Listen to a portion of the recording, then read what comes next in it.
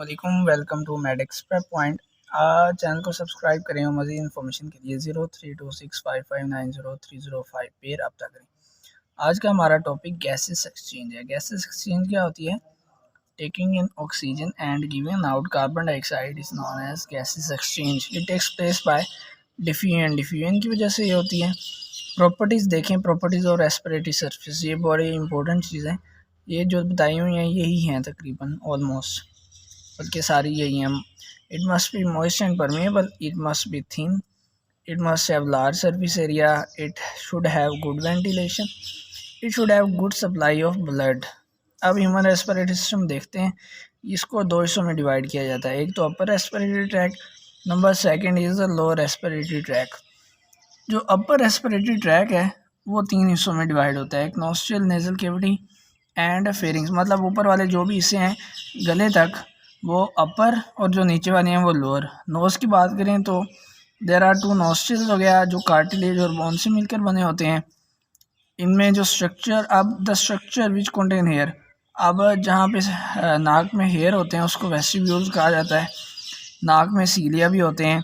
In nose air warmed to 30 degree Celsius by blood capillaries. जो यह हवा नाक से गुजरती है तो उसका टेम्परेचर कम हो के 30 डिग्री सेल्सियस तक आ जाता है, चाहे बार external, according to external temperature. Pharynx की बात करें तो ये कोन शेप्ड स्ट्रक्चर है which is a common passage for food and air, जहाँ से खुराक और हवा दोनों गुजरती हैं। खुराक हमें इसोफेगस और हवा जो है ट्रैकिया के अंदर चली जाती है। अब लोअर रेस्पिरेटरी ट्रैक की बात करें। लोअर रेस्पिरेटरी ट्रैक में सबसे पहले है लेरिंग्स। लेरिंग्स ट्रैकिया के ऊपर वाला टॉप ऑफ द ट्रैकिया जो है वो उसको लेरिंग्स कहते हैं, और ये मसल प्लस कार्टिलेज से मिलकर बना होता है। अब है opening of larynx is called glottis. इसको अब इसके ज़रिए आसानी से याद रख सकते हैं लॉग के ज़रिए। लेरिंग्स ओपनिंग कॉल्ड ग्लोटस, इसके ज़रिए। ये भी एक म्यूकस मेम्ब्रेन से मिलकर बना होता है। यहाँ पे लेरिंग्स में वोकल कॉर्ड्स होते हैं जो दो पेयर हैं, two pair of vocal cords which secrete across the larynx, जो कि वॉइस प्रोडक्शन में काम आते हैं। ट्रैकिया की देखें तो there are 15 to 20 C shaped, उसमें सी शेप्ड कार्टिलेजिनस रिंग्स होते हैं, और it is ventral to oesophagus. इसको वीओ के ज़रिए याद रखें, वेंट्रल टू इसोफेगस। अब ब्रोंकाई की बात करें। ब्रोंकाई क्या होते हैं कि ट्रैकिया जब डिवाइड होते हैं into two bronchi, primary bronchi जिनको कहा जाता है, trachea divide into two primary bronchi जो जिसमें कार्टिलेज होता है।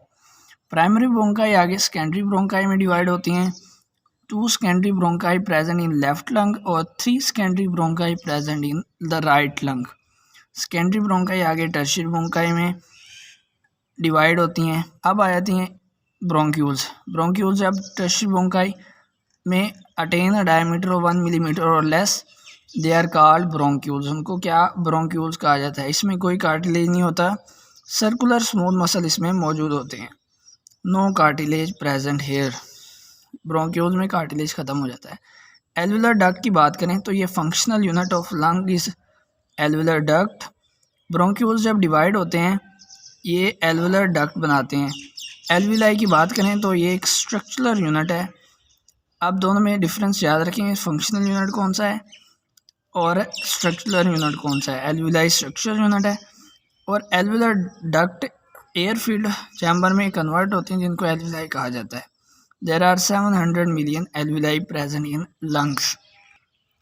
ये बेसिक एक बनाया हुआ स्केच जिसमें नोस्ट्रिल, नेजल कैविटी, फेरिंग्स हो गया, एपिग्लोटस, लेरिंग्स, ट्रैकिया, ब्रोंकाई, ब्रोंक्यूल्स और एल्वुलर डक्ट दिखाया हुआ है। और ये यहाँ पे हमारे पास हार्ट होता है मीडियस्टियनम के अंदर। लंग्स की बात करें, लंग्स कॉनिकल शेप्ड होते हैं और लेफ्ट लंग के 2 लोब्स होते हैं, एक सुपीरियर दूसरा इंफीरियर।